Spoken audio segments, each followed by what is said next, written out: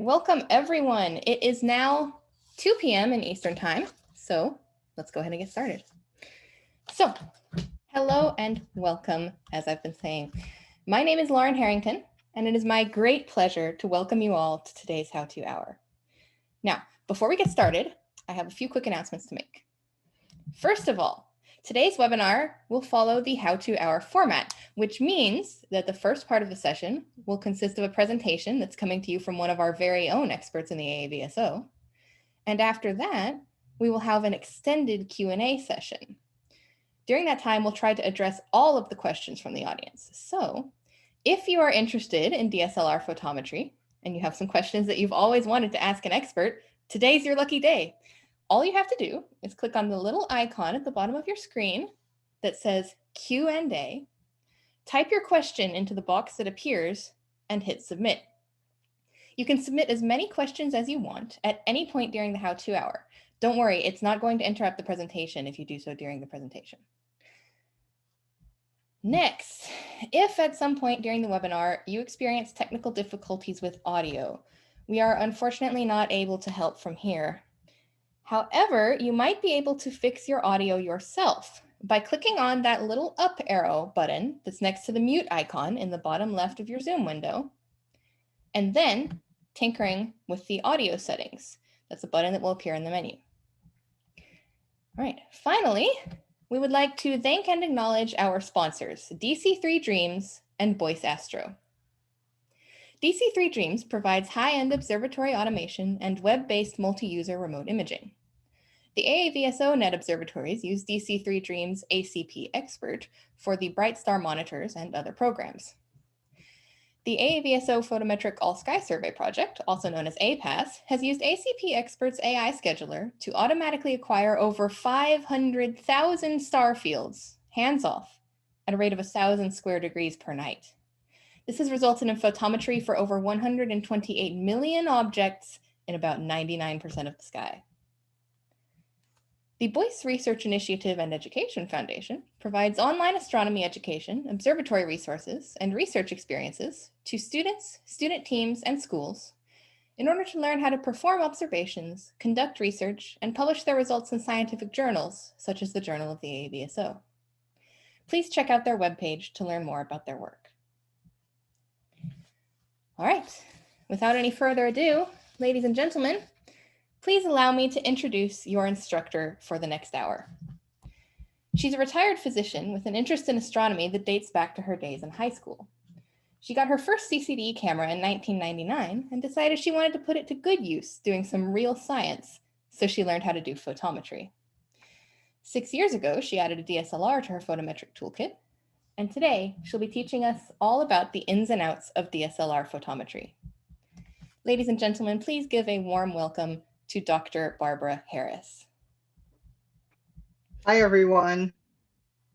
I noticed a few names in the participant list were some of my students that I was mentoring. So it's kind of nice to see some familiar faces participating.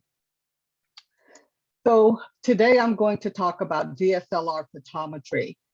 And I'm going to basically hit on the key points because everything I talk about is going to be available in the DSLR manual that you can download from the Aavso website.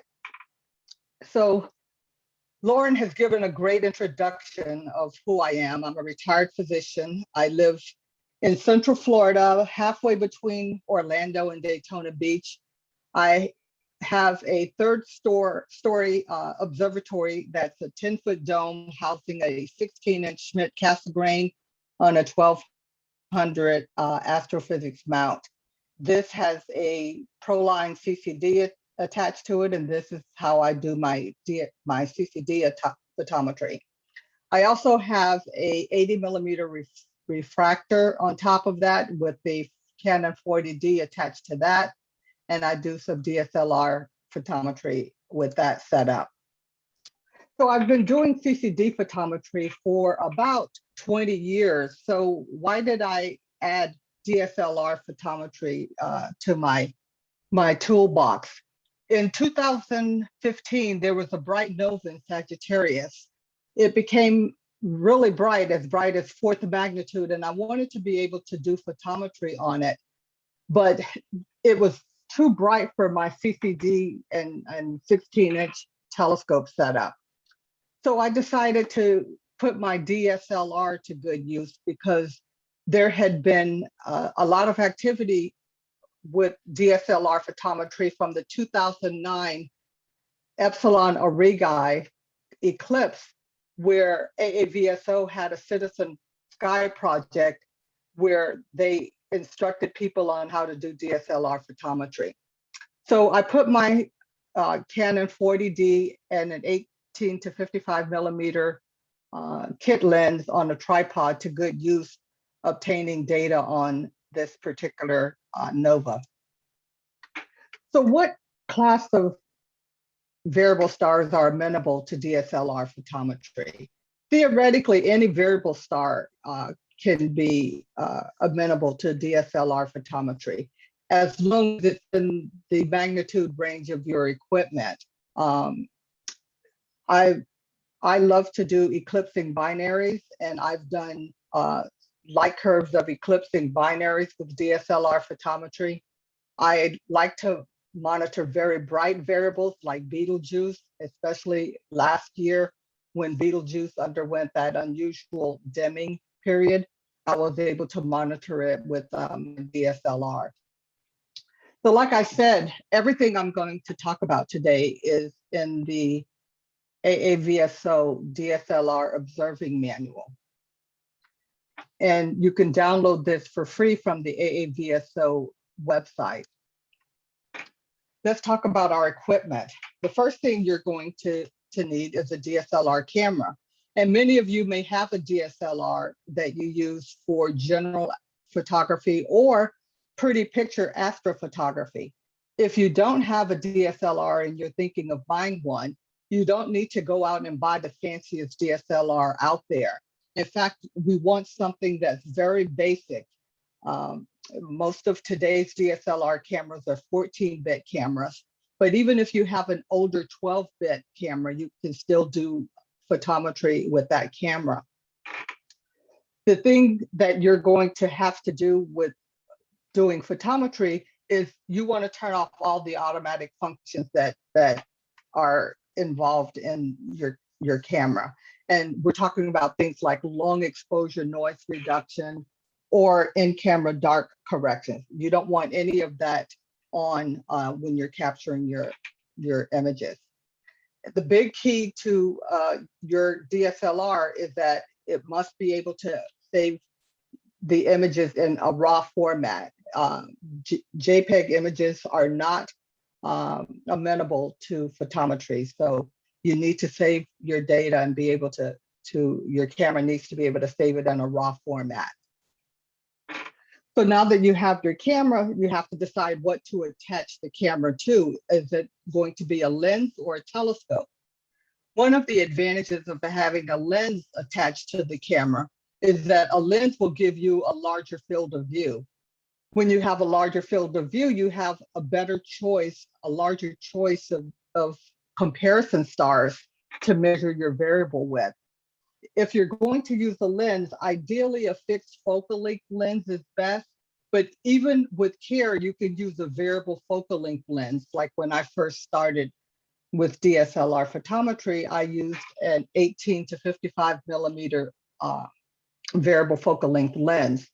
When you use a variable focal length lens, you have to be careful to make sure that you don't change the focal length or the focus position, because when you take your flat field calibration images, your focus and your focal length, everything needs to be the same setup as your science images. The advantages of having a telescope attached to your camera is that you can have fainter stars to work with. With the telescope, you could expose for a longer period of time. The cons of having a telescope is that it's a smaller field of view. So if you have a very bright variable with a telescope, it's going to be hard because you need very bright stars for a comparison star. Now, once you have your camera and your lens or telescope, what are you going to put it on? A tripod or a tracking mount? Tripod is extremely portable and very easy to set up. When I was monitoring Betelgeuse last year, it was easy for me to just take my tripod outside, point it at Betelgeuse, collect my images, and I was back in the house within 10 minutes because it's very easy to set up. The disadvantage of a tripod is that there is no tracking, so you're limited to how long of an exposure you can get with the camera on a tripod. With Betelgeuse, I was only doing 10-second exposure, so I didn't have to worry about trailing. But you probably can't go more than 20 to 30 seconds without getting significant trailing. So in a tripod, you're limited by the very bright stars. The tracking mount is great because you can track your target, and that means that you can go longer with your exposures. It also means that because you're going longer, you could avoid trailing. And because you can go longer in your exposure, you can go fainter and have a target a lot more stars to select from as far as doing photometry with. The disadvantages of having a mount is that it's not as simple as a tripod, so it requires a little bit more effort and setup. So like I said, this was my first DSLR setup, and I still use a tripod today for very bright stars, except for instead of an 18 to 55 millimeter lens, I use a 85 millimeter fixed lens. And as far as tracking, I use this little Ioptron Smart Star mount. I also have an Ioptron Sky Tracker Pro, and sometimes I just set my telescope up, my camera up on top of my telescope on my deck. I have a Meade on a Mach 1 mount, and sometimes I just put my lens and camera on that and just use the mount for tracking. So as far as the workflow of DSLR, first you're going to capture your image. Once you capture your image, you also are going to capture calibration frames, which are bias, dark, and flat fill frames. And if you're used to doing pretty picture astrophotography, you may not worry about doing complete image calibration, especially flat fills. But it's important when you're doing science images to do complete image calibration, including flat fills. Once you've captured your images and you've collected your calibration images, the next thing you're going to do is you're going to take your raw image and extract the color channels from it. And then you're going to do photometry on those color channels. And we'll go into a lot more detail for this. And then you submit your photometry results to the AADSO. One reason that I have an asterisk by image calibration is that depending on your software, some software packages may require you to extract your color channels and then apply image calibration to each color channel separately.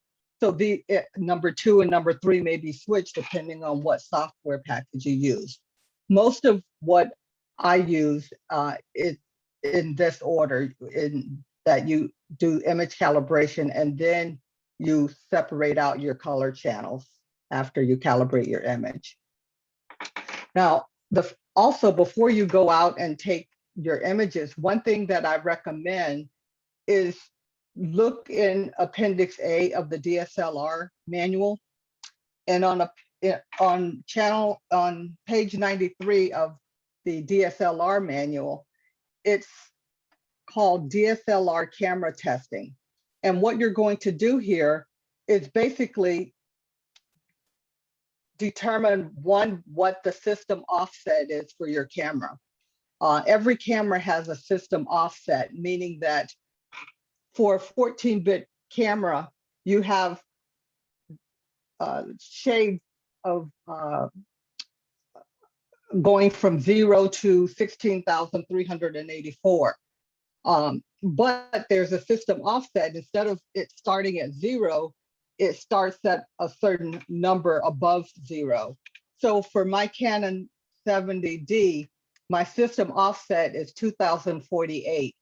So the lowest your ADU reading is going to go is 2048. For my Canon 40D, the system offset is 1024. So in your DSLR camera testing in Appendix A, you're going to determine the system offset of your camera. The other thing you're going to do is to measure the maximum ADU of your camera, like what is the maximum value that you could obtain. And it actually is different at ISO 100 compared to the other ISO levels. Now I've tested ISO 100 to ISO 800. And for photometry, you're probably not going to go over 800 ISO. So just going from 100 to 800 in your testing is adequate. The other thing that you're going to test in Appendix A is the gain. And the gain is basically how many electrons does it take to move one ADU in your image. And this is different depending on the ISO level. So by changing the ISO level, you're basically changing the gain of your camera. And what you want to do for photometry is select a gain that's closest to 1. So for my Canon 70D, ISO of 200 gives me a gain of 1.07. So most of my photometry is done here at ISO 200. So those, also in the appendix, it has you checking readout noise for each ISO level also. But the most important thing in that appendix is the system offset, the maximum ADU, and the gain at each ISO setting. Now, the other appendix item you should do before you start taking images is, I think it's Appendix E in the DSLR manual. And basically what it's telling you to do is to check the linearity of your camera. Photometry works because digital cameras are linear, meaning that for a certain exposure time, it's going to increase the ADU value a certain amount.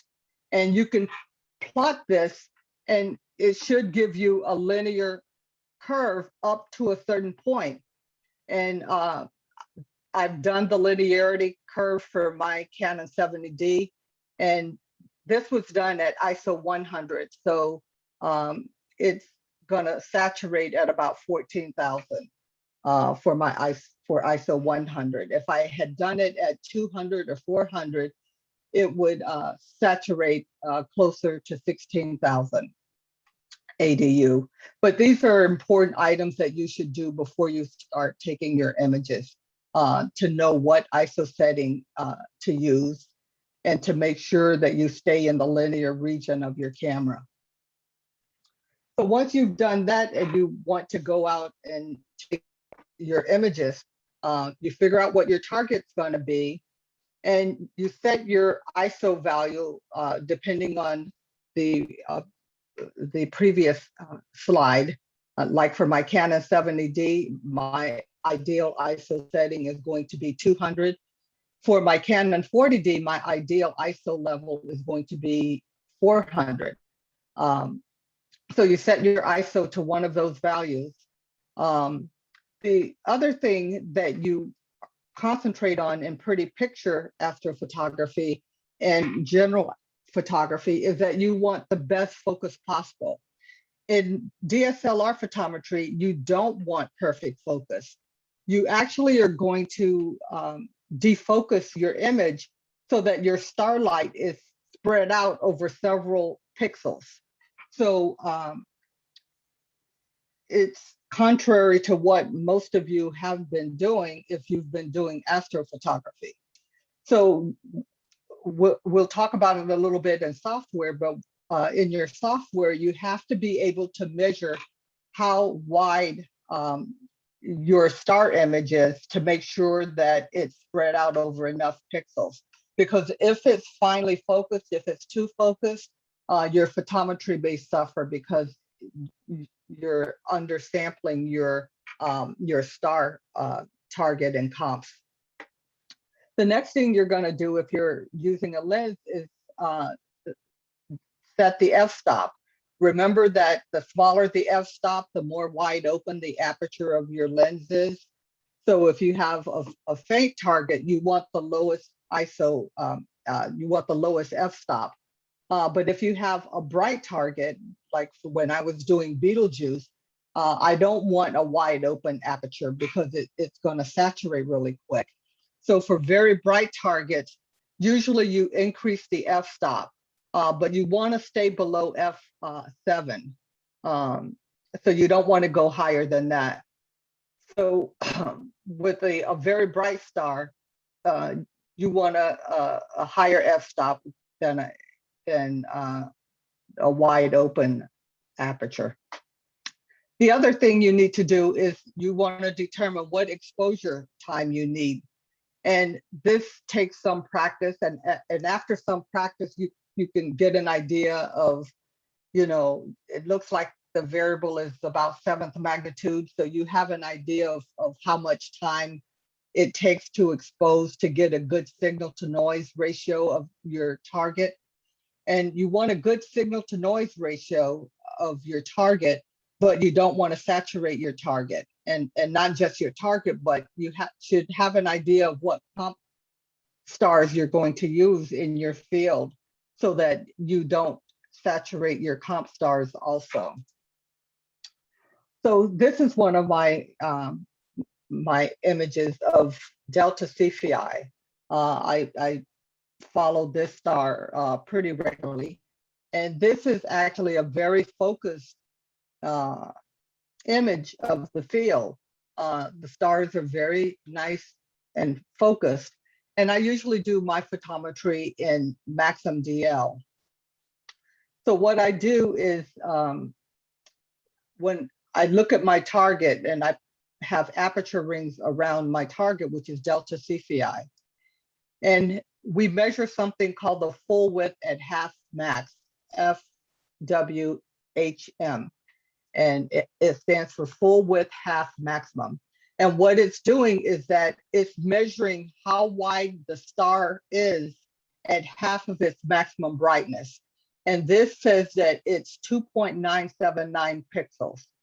Now, this is inadequate for photometry.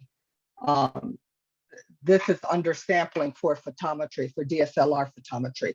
We want our star image to have a full width half max of at least 8 to 10 pixels. So we want, what I usually do is I go and actually focus as well as I can of my field, just so that one, I know that my target and comparison stars are in the field, and also get an idea of what the field looks like. Because sometimes when you're defocusing, it's a lot harder to determine where you're pointing and if you're in the correct place. So I usually take a perfectly focused image first to make sure I can identify my target and the comparison stars I'm going to use. So this is also an image of Delta Cephei. And this is delta CFI right here. And I have the aperture rings around it, and it's measuring the full width half max of it, and it's 11.091 pixels. So that's perfectly fine for photometry. Like I said, you want about 8 to 10. You can go higher. You probably don't want to go like to 30. You're probably going to lose some accuracy going that high. You don't want it that defocused. But 11 is fine for photometry. So then I have an adequate amount of defocus. So I basically take a minimum of about 3 or 4 images of my target. And I'll explain why later.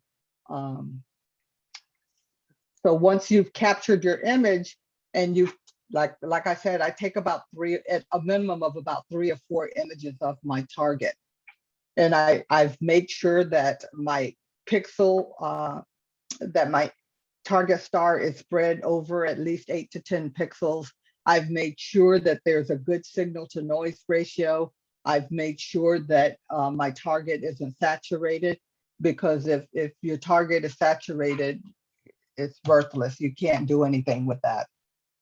Now, if there's not a good signal to noise ratio, you can go back and if you have a tracking mount, go for longer exposures, or you could take the same length of images, and then you can stack several of them to get a higher signal to noise ratio.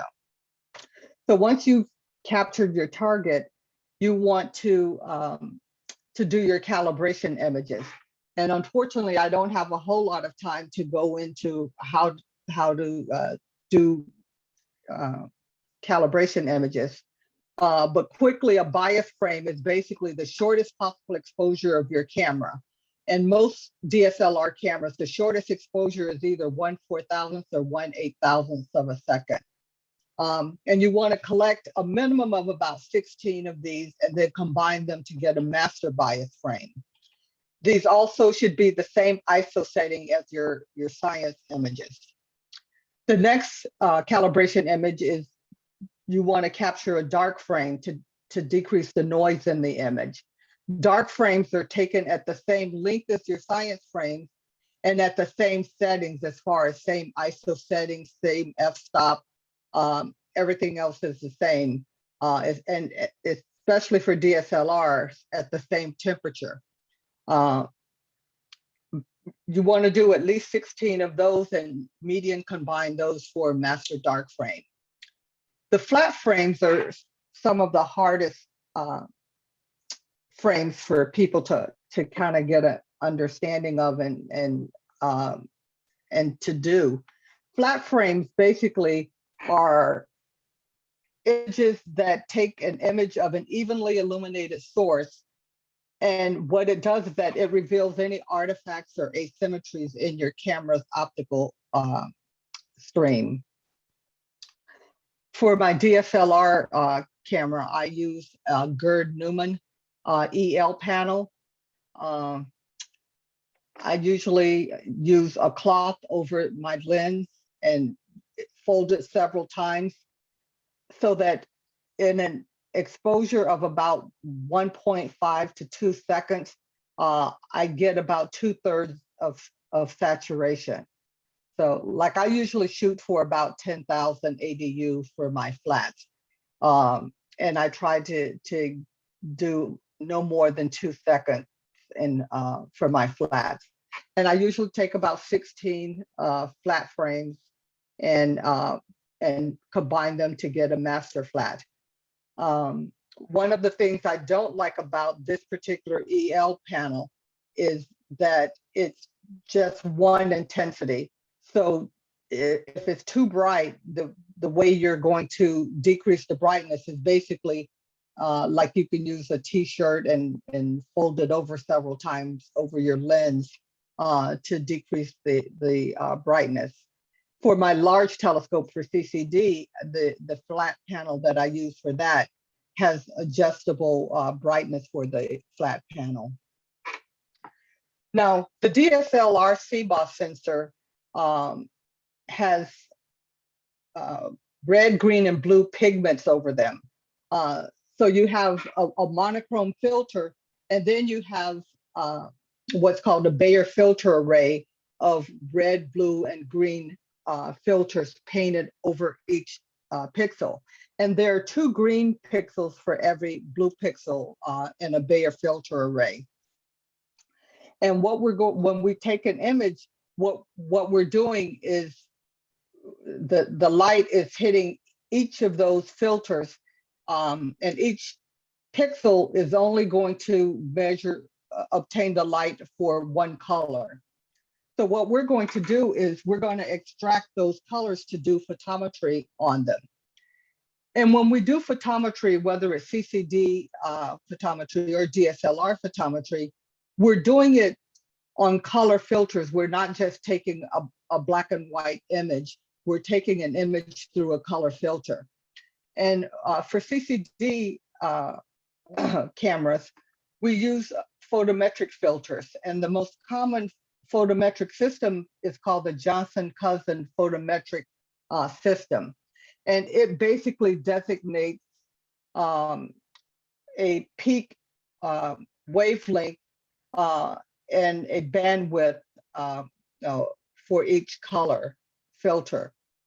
So for a B filter for the Johnson-Cousin system, it usually peaks at 435 nanometers. For V, which is equivalent to green, it peaks at 548 nanometers. And red peaks at 635 nanometers in the Johnson-Cousin system. If you look at the spectral response of DSLR filters separated out for each color, the blue doesn't quite line up with the blue of the Johnson-Cousin system. And the red, the peak is close to the Johnson-Cousin system, but the width is a lot narrower compared to the Cousins R photometric filter. So when I do photometry, I only work with the green channel of the DSLR Bayer filter because it closely matches the V or green photometric system. And this is another comparison of the wavelength of the V, the green dotted line. That's the green photometric graph for the Johnson-Cousin system. And this blue dotted line is the green channel from a DSLR camera. So the peak is almost pretty much identical. The width of the bandpass is a little bit wider, but they're pretty close. So I only work with the green channel of the DSLR camera. So like I said, the Bayer filter array has 2 greens for every blue and red array. And what I do is I have software, like in Maxim, you can extract the color channels that you're interested in from your raw camera images. Once you do this, once you subtract either the red, blue, or the 2 greens, the resulting image is going to be half the resolution of the original image. So if you're in Maxim DL, if you go to the color menu, you'll go down and you'll find an item that says extract Bayer plane. And it, instead of listing it as red, green, blue, it lists the option as 1, 2, 3, 4. And that's because every camera manufacturer has a different order of how their pixels are organized. So for my Canon 40D and Canon 70D, the Bayer array is number 1 is red, number 2 is green, number 3 is green, and number 4 is blue. So you have to know what the Bayer array pattern is for your camera to know which ones to extract. So for me, I have a raw image here, and I'm extracting number 2 and number 3, which are the green channels. And what I do is I subtract those 2 channels from one image, and I average them together to come up with one green image. And that's the image I do photometry on. Once you know what your target is, you can download your chart and photometry for that particular chart from the AAVSO website. For my 85mm camera lens, it gives me about a 10 by 15 degree field of view. So I usually download a field of view of 10 degrees, and I limit it to, like in this particular chart, it's limited to probably 8.5 magnitude. You don't want too many stars when you're trying to create a chart, because one, the website, it'll crash before it gives you an image. And also your image isn't going to contain stars any brighter than that anyway. So this is a field of Delta Cephei that's a 10 degree field of view. Here's Delta Cephei in the middle here. And then it lists magnitudes all around it so that you can use for comparison stars. And then here's the photometry for those comparison stars that you're going to get with this chart. It tells you exactly what the magnitudes are. Like this 53 star right here, that means that it's 5.3 magnitude star right here. And if you want to use that as a comparison star, you go over here and find the 53 label here. And for V filter, the true magnitude is 5.270. So these you can download from the AAVSO website, depending on, and you can tell it what field of view you're interested in. Sometimes I have an image, and sometimes I can't figure out if the variable that I'm interested in is in there in the image. And if I can't figure out what I'm looking at, I upload my image to astrometry.net, and it gives me a label of what stars are in the image. And it tells me that Delta Cephei right here is in the image.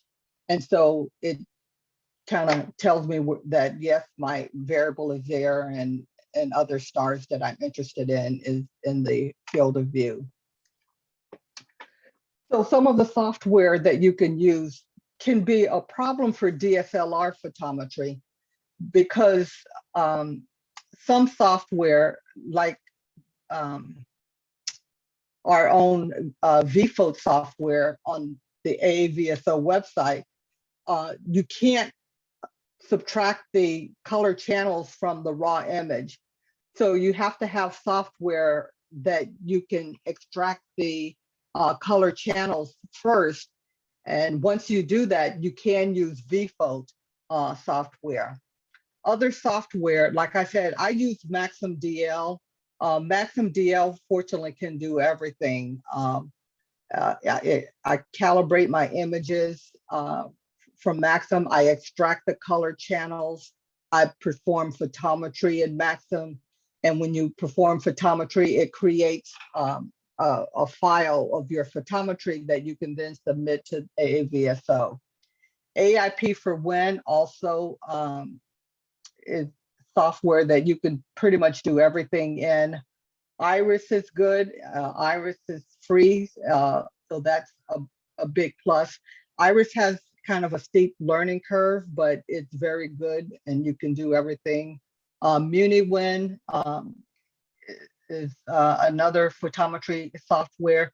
Let's See Photometry is also good, and it's free, but the problem is that you also have to have pinpoint astrometry, which I think is about $150. So if you have that software, then you can use Let's See Photometry to do your photometry. AstroArt also you can do everything in. And like I said, our own VPhoto, you can do your photometry there as long as you extract your color channels before you get to VPhoto to do your photometry.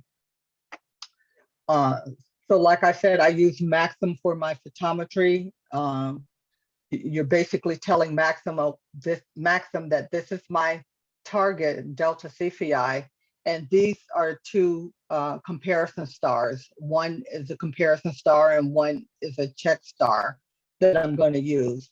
I have 3 images that I'm working on, so Maxim is going to identify the comparison and the variable in each of those 3 images. And then it basically gives me the magnitude of delta Cephei and my comp and my check star. And then I save the photometry as an AAVSO file. And it looks like this. So this is an extended format file for photometry.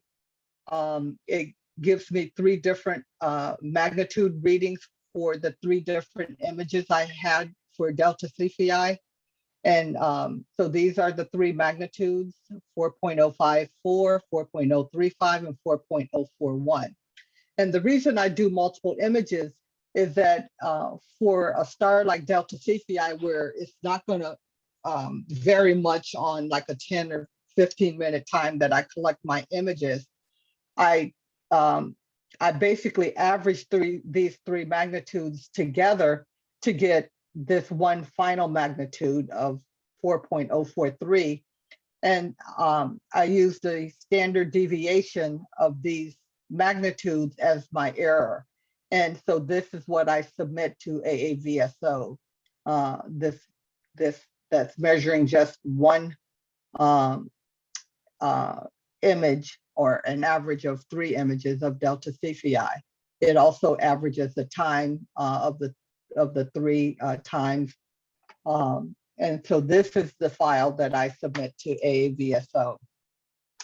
And if you go on AAVSO website, the new website on the front page, you just click on Submit and Access Data, Upload Photometry, and you're going to select observation files.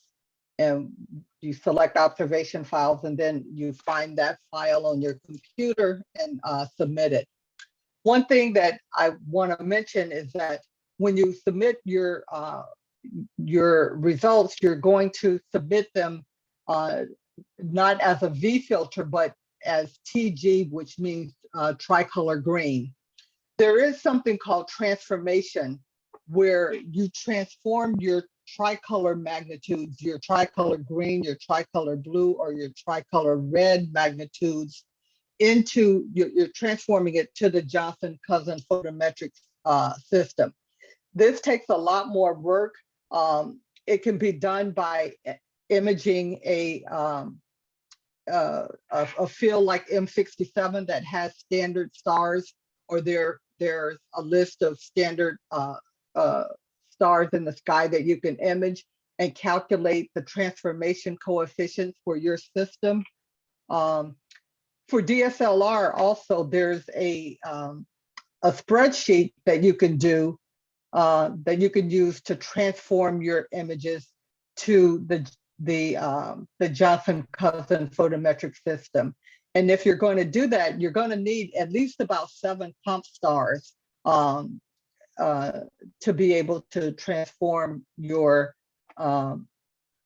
tricolor green or blue or red images into a photometric red, green, or blue image. So it can be done, but it takes a lot more work. So like I said, AAVSO DSLR observing manual is on the website. Everything I've talked about can be found in this manual. And what I would also recommend is if you're, especially if you're new, to also download and read through the CCD photometry manual, because there are some things here that also translate easily to DSLR, especially calibration files, but a lot of other things. So I would also recommend getting this manual. And if you're new to variable star observing also, read through the manual for visual observing of variable stars. That could be helpful also.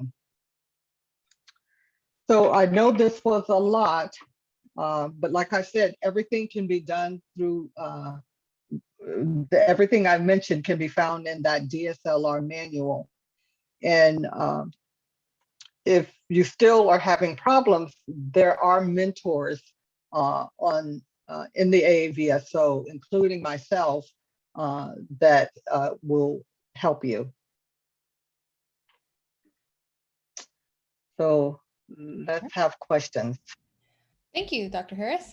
All right, yes, let's get to the questions. Now, I saw that there was a common thread between quite a few of these questions coming in, so let's address that one first.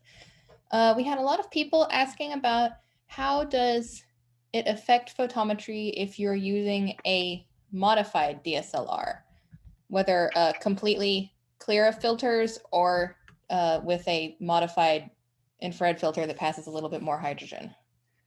Well, you can still do photometry, but like I said, I usually will only do the green channel for my photometry. So you can still extract your green images out of your modified camera.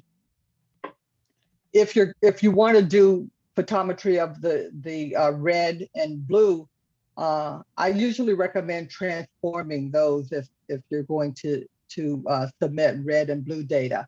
But there's no reason why you can't extract the green channel from that camera, from those images, and do photometry on that. Okay, thank you. We have a question here from Brad Vici, who asks, can the Bayer mask pattern be deduced from an image? I'm not sure I understand. Presumably, if you don't know the Bayer mask pattern of. Oh, sure. Yeah, it's easy. Just take it a regular image, and depending on your software, like I have PixInsight, and especially for if I'm doing a long light curve, I like to do some of my preliminary work in PixInsight where I extract the color channel. And one thing I didn't mention is that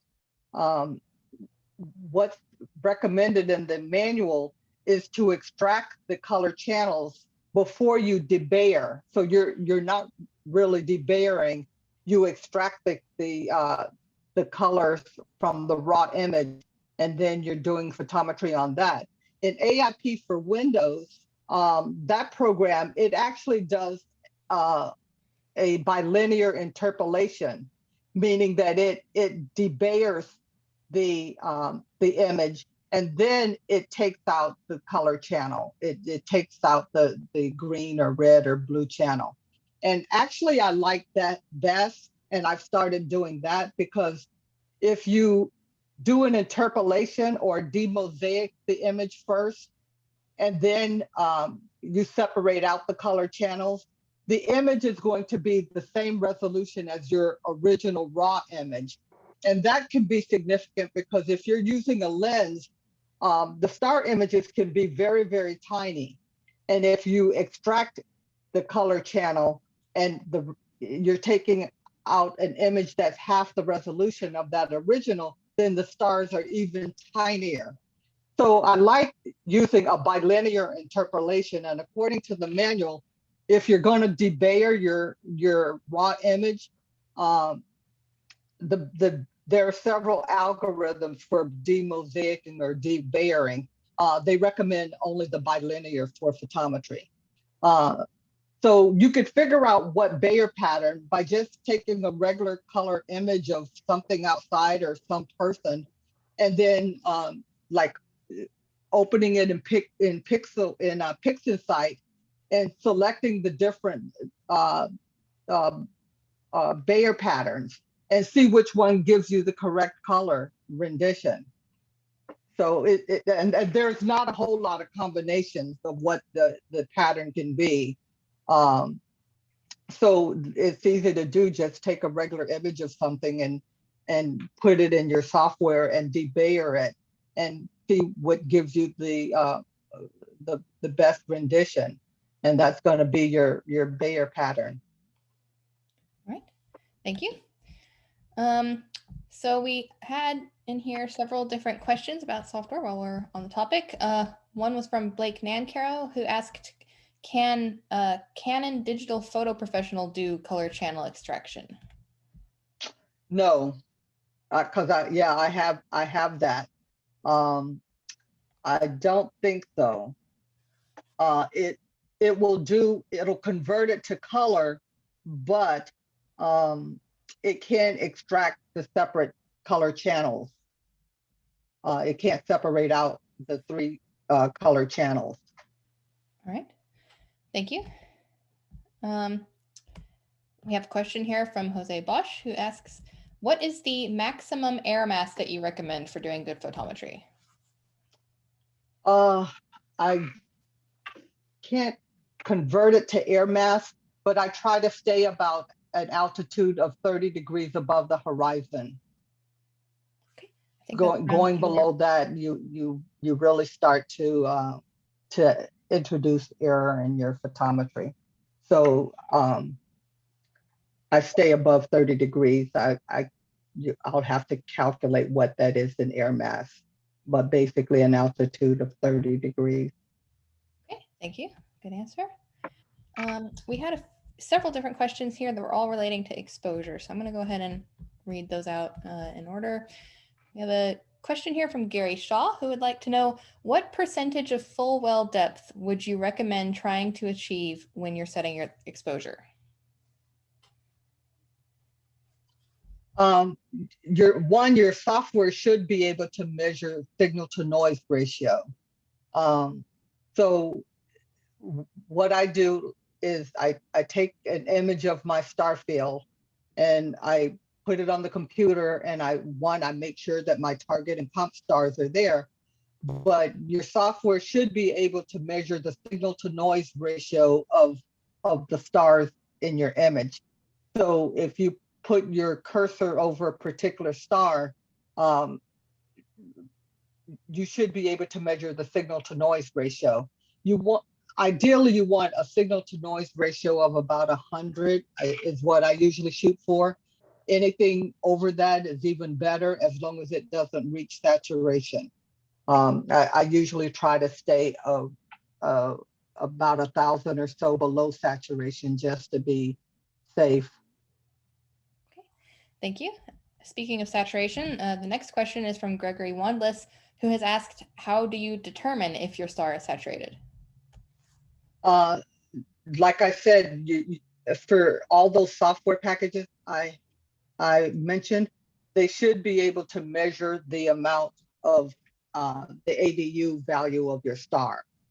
So you, like in Maxim, you just put the cursor over the star and you pull up the information window, and it will say signal to noise ratio.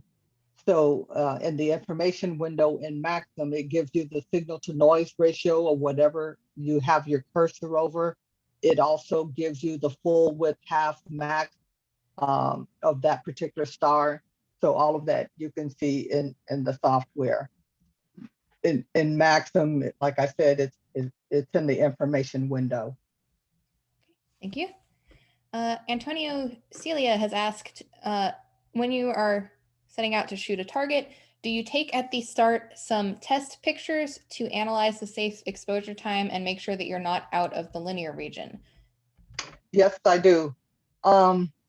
Like I said, once you've had enough practice, usually you're gonna kind of have an idea, like delta CFI or like X per CI is one of my favorite DSLR targets, or Corona Borealis is one of my favorite targets. So one, I'll take a test shot, and I also have learned what the comp stars in the field are. So I know that, okay, that's my 6.2. So I'll look at that one and make sure that's not saturated. And I'll put the cursor over like our Corona Borealis and make sure that that's not saturated. And if I take a quick image and I can get an idea of what the magnitude is by looking at the comp stars around it, then I know that I'm not saturated if I know that my comp stars aren't saturated. But like I said, once you've done this enough, you get an idea of what exposure you're going to need for what magnitude your variable looks like. But early on, that's basically what I would do is like I would take a 20-second shot of my target, and I would take I would take the card out and go in the house and put it in the computer and look at the image. One, I would make sure that I'm pointing correctly and that my target and my comp stars are in the image. And then I measure the full width half max of my target to make sure that the star is spread out over enough pixels. And then I make sure it's not saturated and that it's a good, decent signal to noise ratio. And if it's not a good signal to noise ratio, I'll extend it. Sometimes I'll leave the exposure the same and just take several images, and then I'll stack. And if you're going to stack for DSLR photometry, what you do is you debayer first, you extract your color channel, and then you stack those color images together. So you debayer before you stack. Okay. Or you extract the green or red or blue before and stack those. Thank you. Speaking of stacking, the next question comes from Manmeet Viridi, who has asked if there is a rule of thumb to calculate the number of images which should be taken, for example, with a DSLR on a 50mm telescope. I'm sorry, repeat the question again. He would like to know whether there is a rule of thumb to calculate the number of subframes that should be taken for a stack. Well, it basically depends on what your target is. Like I said, you want to have a signal to noise ratio of at least 100 for your target star. So you want to stack enough to get to that signal to noise ratio, and it depends on how bright the target is and how many, and that determines how many images you'll need to stack. And sometimes it's just trial and error. It's like, okay, well, let's try 5 and see what kind of signal to noise we get for that. So it depends. Thanks. So our next questions are on the topic of software, and I'm going to go ahead and combine these two questions that are very related from Antonio Celia and Kevin Helslag, who have asked, what software would you recommend to use if you don't have MaximDL? And what about Astro ImageJ? Is that a viable option?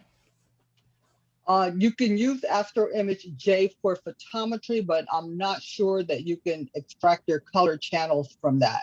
So you may have to do that in another piece of software.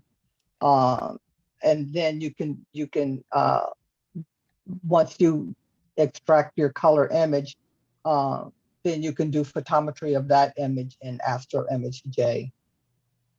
One of the things that can be difficult, like I started playing with Let's Be Photometry. It's a great program for photometry, but that and the same goes with VPhoto also. The way they're identifying their the comparison stars is that it does astrometry on your image so that it knows the coordinates of your variable and your comp stars in the image.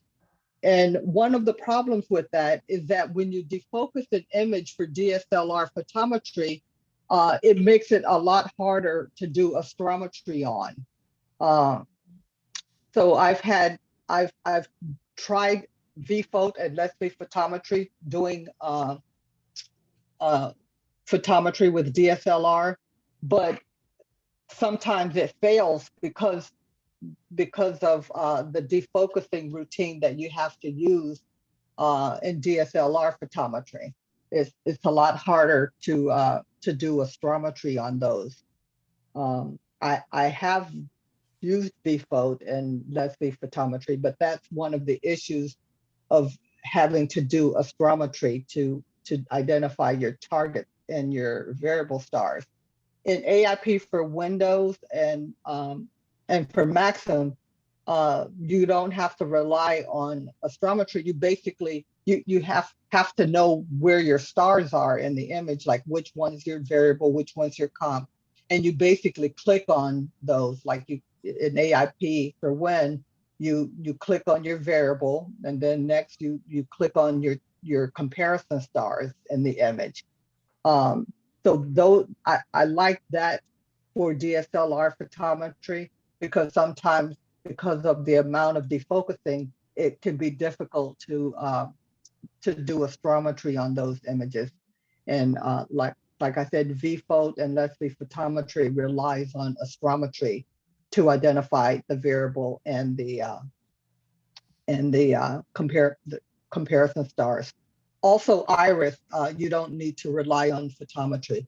Iris is a great program that does everything, but it does have a steep learning curve. It takes some effort to learn how to use, but it's a great program because one, it's free, and you can do everything in Iris.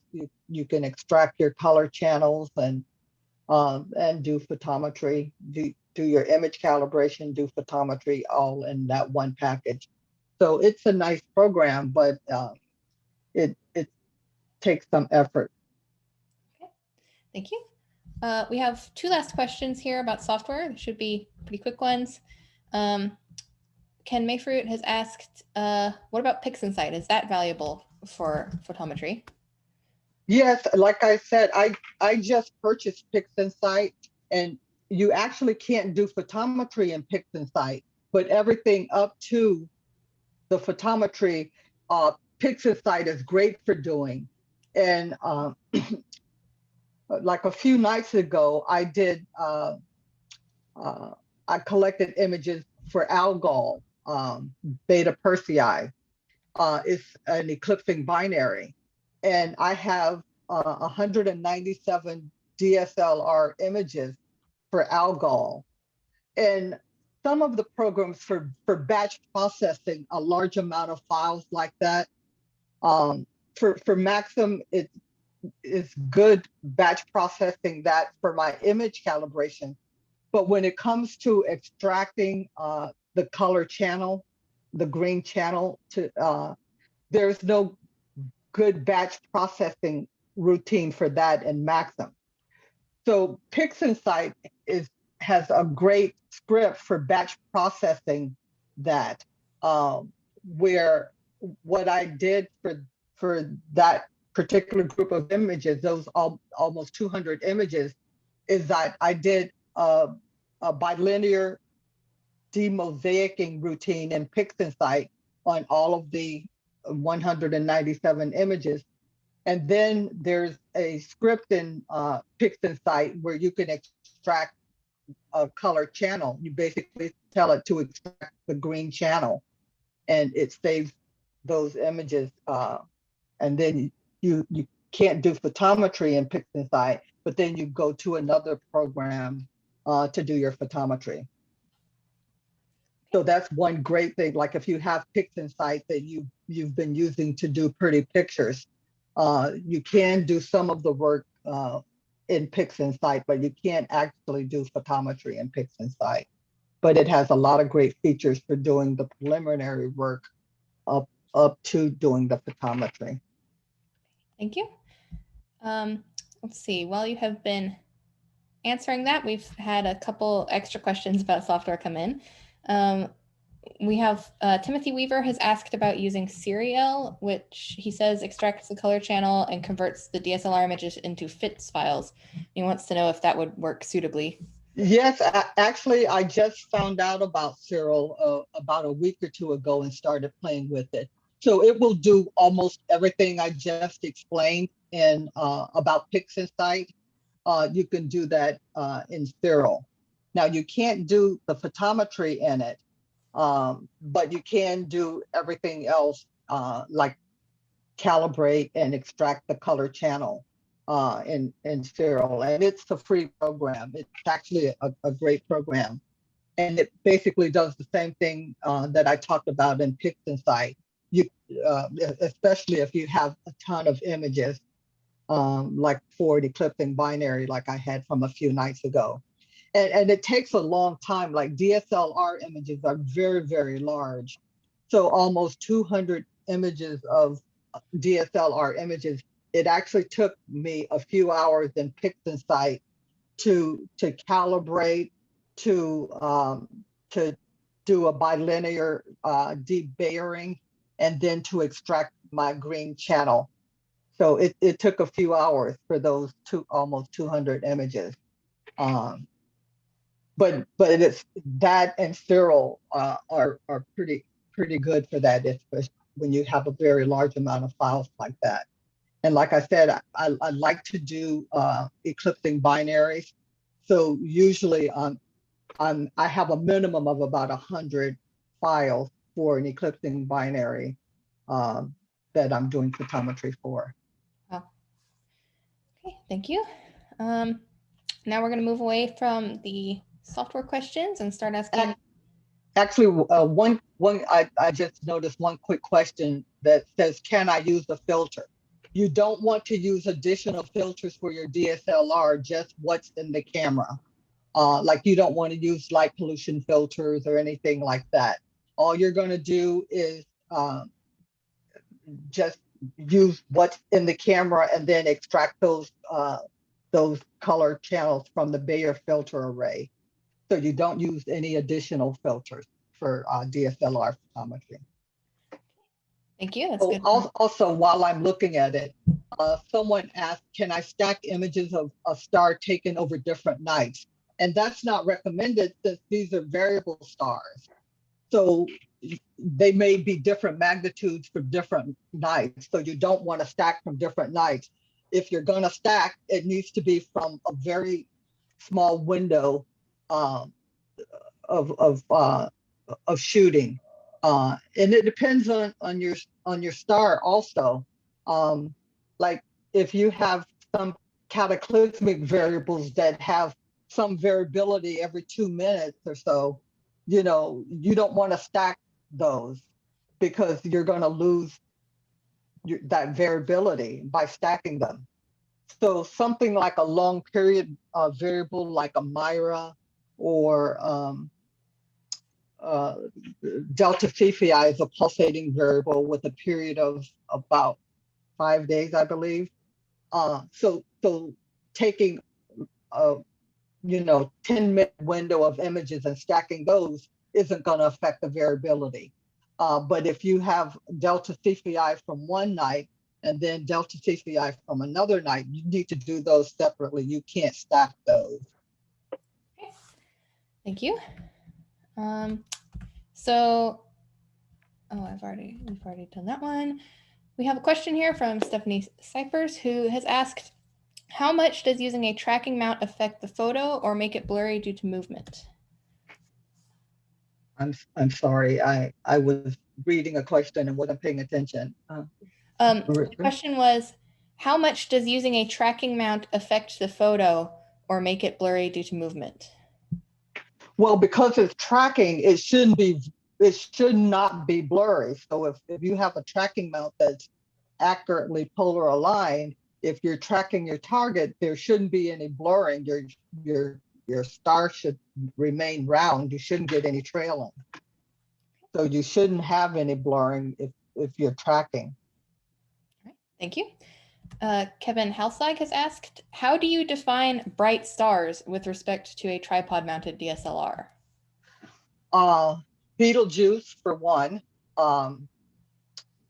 Ones that I typically use a tripod is Betelgeuse, Delta Cephei could probably, I could use a tripod. Epsilon Aurigae, I can use a tripod because those are going to be very short exposures. And when I say short exposures, I never go below 10 seconds, because if your exposure is too short, you could get inaccurate photometry because of scintillation of the atmosphere, where there's always some turbulence in the atmosphere. And if you're using too short of an exposure, you run into getting inaccurate photometry because of that. And if you have to go to a very short exposure, shorter than like 10 seconds, then what I would recommend is that you stack like a minute's worth and hopefully not get saturation, but at least it's enough to even out the scintillation and not be affected by that. So I never go below 10 seconds. And with a target like Betelgeuse, 10 seconds is still too bright. So if you don't want to go below 10 seconds and your target is still very bright, there are two things you can do. One, you can increase the f-stop. So I usually take Betelgeuse at an f-stop of like 5.6 or a little bit higher. And the other thing you can do is you can use the lowest ISO setting. So even though for my Canon 70D, the ideal ISO setting that gave me a gain of 1 electron per ADU, I use 100 for Betelgeuse, because going to a lower ISO setting, I won't saturate as quickly. Thank you. Let's see, we have a question here from Blake Nancrow, who has asked, high f-stop numbers will create big diffraction spikes. Is that something that you want to avoid for photometry? Yes. Okay, thank you.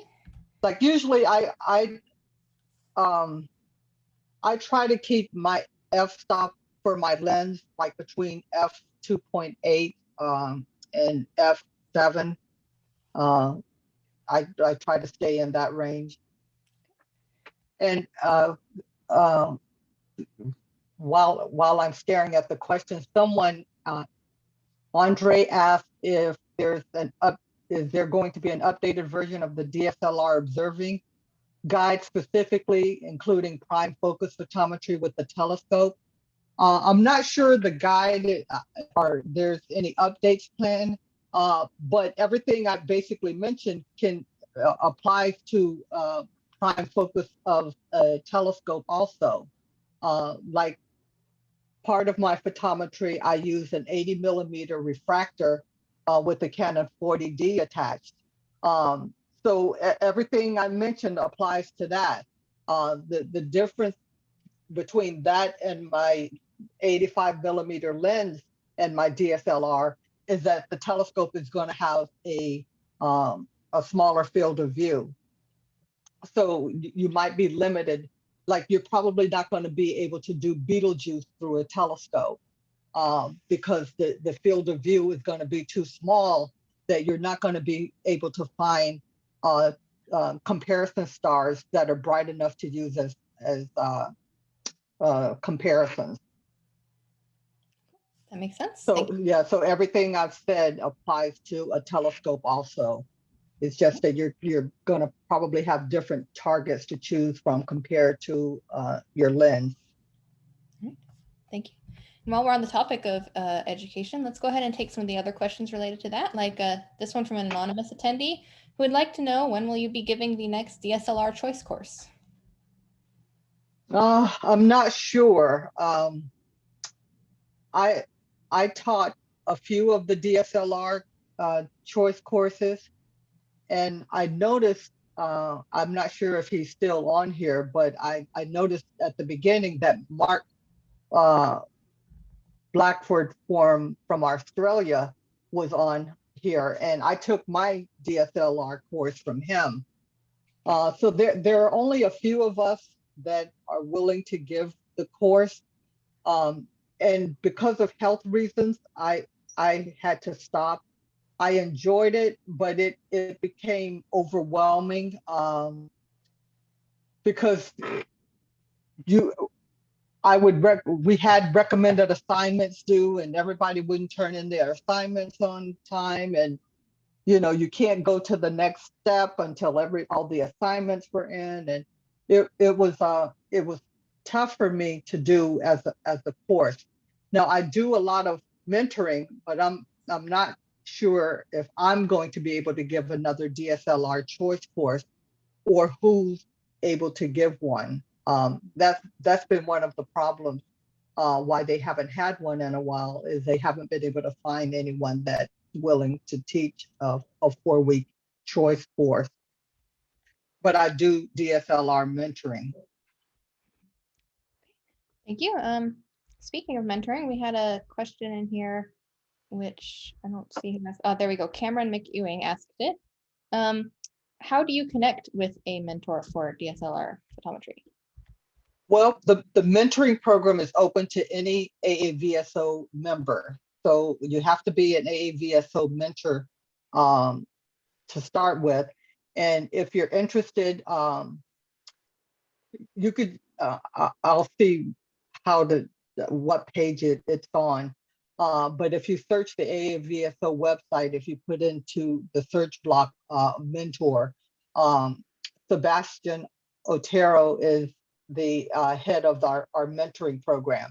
So he basically gets an idea of what you're interested in learning, like is it DSLR, is it CCD, visual. So he gets an idea of what you're interested in, and then he assigns a mentor to you. Or some people say, I heard Barbara Harris gave a lecture on DSL, can I have her as a mentor? So some people will request, but the easiest thing is to go through Sebastian and let him know that you want a mentor and what you're interested in, what your goals are. All right. Thank you. I see we had a couple questions here from people who would like to know if they can obtain a copy of the slides for your presentation for reference. Sure, I could make them available. I'm trying to figure out how, but maybe you can tell me how I can. I think we will be able to figure that out if you're willing. I think we can probably send an email to all of the attendees of the webinar, considering that they did register with their email addresses, so we can send that out as a resource. Okay. All right, great, thank you. Okay, so we're going to go back to some of the more technical questions now. We had quite a few questions about the cameras themselves. One recurrent theme was, does it matter what the white balance of the camera is set to? No, it really doesn't matter what the white balance is. You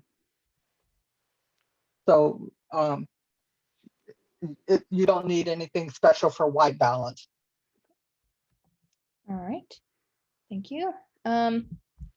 We also had a question here from Mike Ashby, who asked, what does ADU stand for? It stands for analog to digital unit. Like I said from the beginning, most DSLR cameras are 14-bit, meaning that they have 16,384 levels of gradations from 0 to 16,384. And there's one ADU steps between 0 and 16,384. So ADU stands for an analog to digital unit.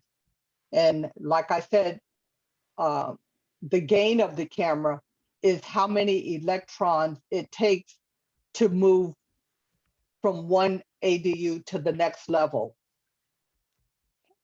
Thank you. Let's see. Okay, a couple of questions here that came in earlier. There was one where we had people asking about if you know what the best photometry software for Mac OS would be. No, I don't, unfortunately. I'm not familiar with Mac at all. So I'm not sure what the best software would be. Thank you. So we had a question here from Antonio Celia who had asked, so when you submit your photometry data to the AAVSO, it is not transformed, correct? Correct. So when you submit your data, you have to put what filter you're using. And like for my CCD images, I'm either using a B photometric filter, a V photometric filter, an R cousins photometric filter, or an infrared cousins photometric filter. So I list one of those as my filter. But for DSLR, you're going to submit TG for tricolor green, TB for tricolor blue, or TR for tricolor R. Thanks. Going back to some of the questions about cameras, we have a question here from Gary Shaw, who had asked if you can point out any key differences between the process that you've outlined and the process that would be followed if you were working with a CMOS camera. I think some other people also mentioned. Yeah, actually, I was going to mention that if you have a one-shot, one-color CMOS camera, it's probably identical to what I've been saying here, where you're gonna set the gain at a certain level. If you're working with a one-shot color camera, you're going to extract the color channels just like I said for a DSLR. So there isn't any reason why you can't basically do what I've talked about here for a one-shot color CMOS camera. Thank you. All right, let's see. I think there were some other questions here about cameras. Yes, that's right. Gary Hawkins had asked, do temperature variations affect the accuracy of the photometry when using an uncooled DSLR? Well, cooling is nice. That's why CCD cameras are a lot better. And unfortunately, there's no cooling with the DSLR, but that's why you do dark frames, and you try to do your dark frames very close to when you do your science images so that the temperature is pretty close. You're not gonna get almost identical temperatures, but you're gonna get pretty close to what your science image temperature was. And for a cool CCD camera, you could take your dark frames at different times, where, like, suppose you take a 1-minute image of your of a particular field for a CCD camera. You could actually use a different timed dark frame than your science image, and you could scale the dark frame. For DSLR cameras, you can't scale them. They need to be the same temperature and the same time as your science images. So like if you take a 30-second image for your science image, your dark frame needs to be 30 seconds also. And it needs to be the same ISO setting, the same f-stop, everything else the same as your science image. Thank you. We have a question here about flats. Kevin Whitman has asked, can you use a computer monitor with a white screen activated, for example, from YouTube, for an evenly illuminated field for the flats? Yes, people have done that for flat fields, basically using a white computer screen. Also, for my DSLR, before I purchased that EL panel, I would also use a that I purchased from Amazon, a little tracing panel, that a lighted tracing panel that was pretty cheap, and that gave me great flats. And they're pretty inexpensive, but you can use like an iPad or a computer screen that has the white image up there, and take your flats from there. Thank you. Now, let's see, we have actually several more questions coming in here that are about cameras. So we have a question from Howard Moores, who has asked, can you use a grayscale setting on a DSLR along with BVR Johnson Cousins filters? I'm not sure how to do that. Because when you're taking an image with the DSLR, the filters are right in front of the sensor. So your image is going to include that filter data.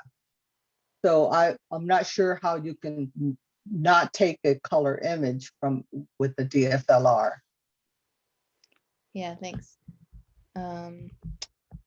So Bert Watson, on a related note, has asked, is it easier to use a monochrome camera?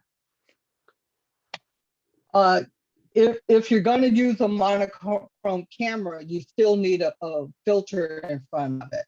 So like my CCD Proline camera is a monochrome camera, and I have a set of filters. So the majority of photometry is with color filters. Now, there are some stars where they're more interested in just the timing, like an eclipsing binary. Sometimes you're not concerned with the absolute magnitude. You're interested in what time the minimum of that eclipsing binary happened. So sometimes, especially if it's a very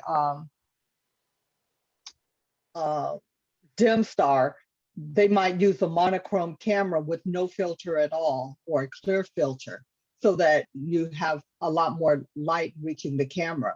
But I would say 99% of data that you're submitting to AAVSO is filtered data with photometric filters or tricolor color filters. Thank you. And usually monochrome cameras are a little bit more sensitive than color cameras. So if you have a monochrome camera, that's great, but you still need a photometric filter with it. Usually, and if you're only going to get one photometric filter, a photometric V filter is what's usually recommended. So relatedly, we have a question here from David Lee, who has asked, if you had a choice between using a monochrome CCD and a DSLR for photometry, which one would you pick and why?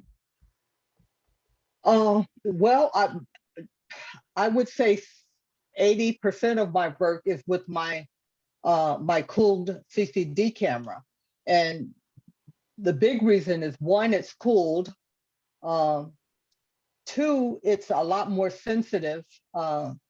So I can get a lot more fainter targets with a monochrome CCD camera than a DSLR.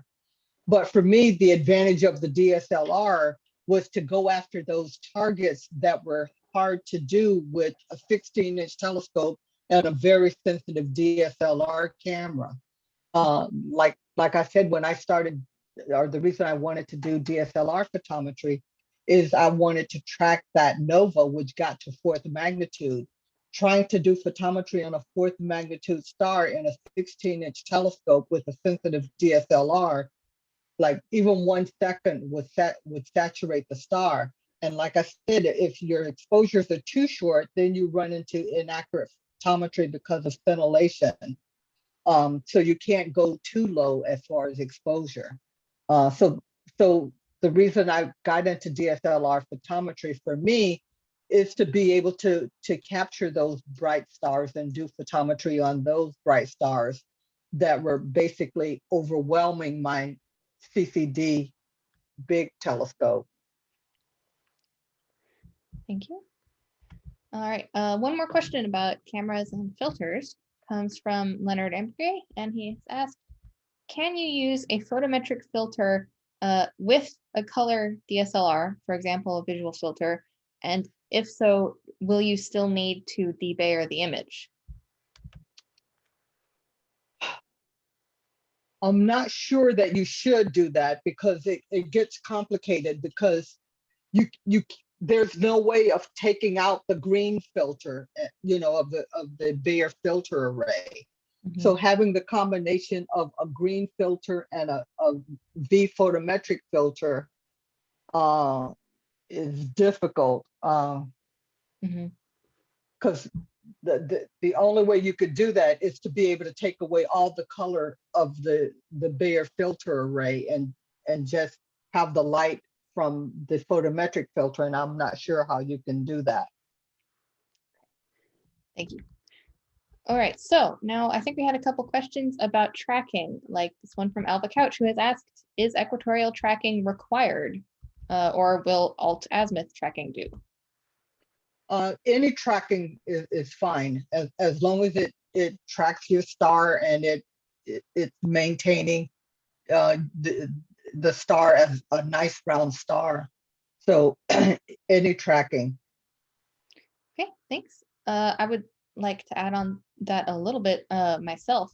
So field rotation with alt-azimuth tracking, do you know about how long of an exposure you're looking at before that becomes an issue with your science images? I'm not sure because I always use equatorial, German equatorial mounts, so that I can't say. But my guess, like for me, like a 30-second image, I'm getting down to about 8.59 magnitude with my 85 millimeter camera. So I could imagine an exposure that short, you're not really concerned with field rotation. Thank you. Let's see, there was another question about tracking down in here.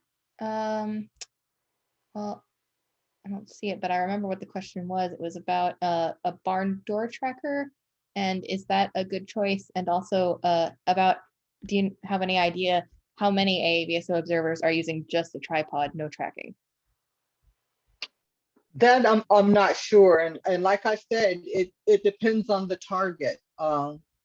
Like if you're doing Epsilon or Rigi or Betelgeuse, that can easily be done with the tripod.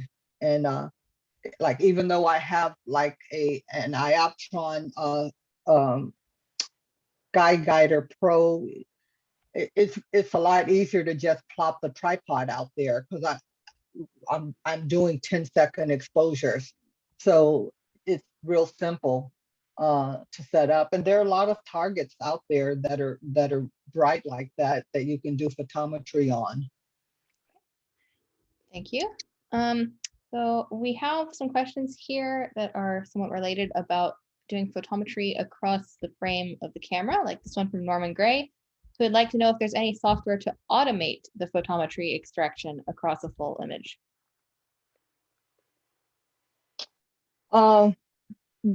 Yes, actually. Like if you're doing AIP for Windows, AIP for Win, once, like today I was working on images of algal that I did from Wednesday night, and there were 197 images. So you don't want to go through 197 images clicking on the variable, identifying the comp stars in every image. So most of the software will automate that. Like once you select your first image, what the variable star is and what the comp stars to use, the software basically does that automatically. It goes through that whole list of 197 images, and it identifies um, the variable in the image and the comp stars in the image. So most of the software will automate that. You just have to identify it in your first, the variable and the comp star in your first image. So the photometry is automated, where you're not going through a whole list of all of your images, identifying each of the variable and comp stars. And for other things, as far as automation, like I said, PixInsight and Serial will debayer and extract the green channel from all of your images. So that's automated with a script in both of those programs. So yes, almost all of the software, these things can be automated. Very nice. Okay, and we just had a thank you come in from Norman Gray, so that will save him a lot of time.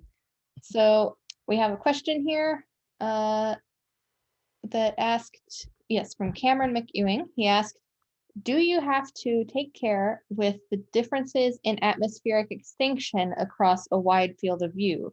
If so, how do you handle that? That can be a problem with a lens, because with the lens you have a larger field of view, and that's why technically with the lens I try to select comp stars that as close as possible to my variable star. If you can transform your image, your variable star photometry from tricolor to photometric, if you're going to use that spreadsheet that I talked to you about, it also takes into account atmospheric extinction because of the large field of view.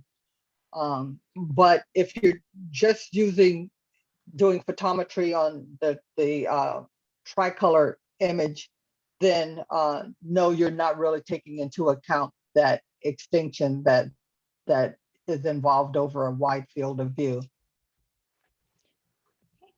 Thank you. So we have a question here from Gary Shaw that is somewhat related, and it's similar to a question that was asked earlier, but I think different enough to ask. Is there an altitude above the horizon at which scintillation becomes not much of an issue? Theoretically, the higher you go, the less of a problem it should be. But theoretically, the shorter the exposure, it's always going to be an issue.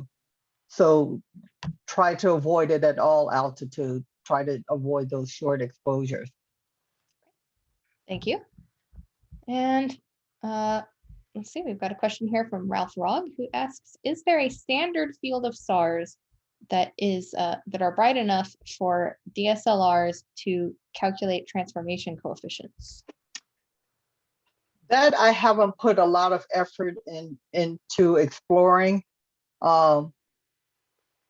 because one, if I transform, I use the Excel worksheet to transform, because at least for the CCD field for obtaining transformation coefficients, it's going to be really hard with a DSLR, because the pixel scale that you're using with your DSLR, the stars are going to be very, very close together. Like for my DSLR, I usually use M67. I mean, for my CCD, I use M67 to do my transformation coefficients. Trying to use that cluster for obtaining DSLR photometry is going to be difficult, because the stars are just going to be too close together, and it's going to be almost impossible to try to do photometry on the stars in that cluster. I haven't explored any other bright clusters with, the stars are far enough apart to do transformation. When I do transformation, I usually use the Excel spreadsheet method. Thank you. Relatedly to that about stars being too close together, we have a question here from Corey Fischels, who has asked, when you defocus the image, can another star near your target interfere with the measurements? And if so, how can you avoid that? Yes, that's one of the problems with defocusing, and especially if your target is somewhere near the Milky Way, where there's a crowded field. If you defocus too much, you're just going to run into other stars, and it's going to be almost impossible to do photometry. So one is try to avoid a very crowded field, and two, if the field is a little crowded, just try to defocus just enough that where it's adequate, like 8 pixels. And I've even gone a little bit less than that, where it's spread out over like 6 pixels. So you just minimize the amount of defocus and just try to stay away from fields that are very crowded. Because like he said, the problem is if there's a lot of stars, the stars are going to start running into each other if you defocus too much. All right, thank you. So we have another question here that's related to defocusing from Jamie Jenkins, who has asked, is the point of covering so many pixels when defocusing to cover several green pixels since they're separated by the Bayer pattern? Well, technically, you run it over all of the color filters in case you start to, if you want to use data from those other colors also. But for adequate samples, it needs to go over several pixels. It's not like a CCD camera where basically you want your star to be spread out over about 2 pixels. But for DSLR, since you have several pixels making up a particular color, it's got to be spread out enough to be adequately sampled. Okay, thank you, good answer. Okay, now I think we had some questions here that were about some more AVSO specific things. For instance, this question from Patrick Kavanaugh, who asked, would you please go over again the process of going from the report that the photometry gives us to submitting the data to the AVSO? He says that the AVSO webpage looks changed from the last time he used it, and he's not sure what type of files to use. Well, most of the software that I talked about, like if you go to the AVSO website and search extended format file, most of the photometry software, they will generate that file. And basically there are, I think, about 15 different items, and it's the name of the star, the Julian date of the star, the magnitude of the star, the error that you get from the photometry, whether it's transformed or not, the identification of the comp star and the comp star magnitude, the identification of the check star and check star magnitude, the air mass. There's a comment section. So all of these are necessary that has to be submitted.